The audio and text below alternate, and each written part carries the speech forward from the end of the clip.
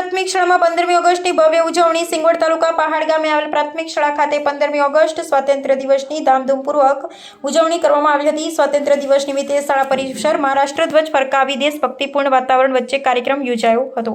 આ પ્રસંગે શાળાના આચાર્ય શ્રી, શિક્ષકો, સ્ટાફ, વિદ્યાર્થીઓ તેમજ ગામમાંથી સરપંચ શ્રી મોટી સંખ્યામાં ઉપસ્થિત રહેલા વડીલો, ભાઈઓ અને બહેનોએ ઉત્સાહભેર ભાગ લીધો હતો। કાર્યક્રમ દરમિયાન ઉપસ્થિત સૌએ રાષ્ટ્રધ્વજને સલામી આપી રાષ્ટ્રગીતનું ગાન કર્યું હતું। વિદ્યાર્થીઓ દ્વારા દેશભક્તિની ભાવના જગાવતા વિવિધ કાર્યક્રમો રજૂ કરવામાં આવ્યા હતા, જેને ઉપસ્થિત ગ્રામજનો ઉત્સાહપૂર્વક નિહાળ્યા હતા। શાળાના શિક્ષકોએ વિદ્યાર્થીઓએ 15મી ઓગસ્ટના ઐતિહાસિક મહત્વ તેમજ દેશની આઝાદી માટે શહીદ થયેલા સ્વાતંત્ર્ય સેનાનીઓના બલિદાન વિશે માહિતગાર કર્યા હતા। સાથે જ વિદ્યાર્થીઓમાં દેશપ્રેમ, રાષ્ટ્રભાવના, જવાબદારીની ભાવના કેળવાય તે અંગે પ્રેરણાદાયી સંદેશ આપવામાં આવ્યો હતો।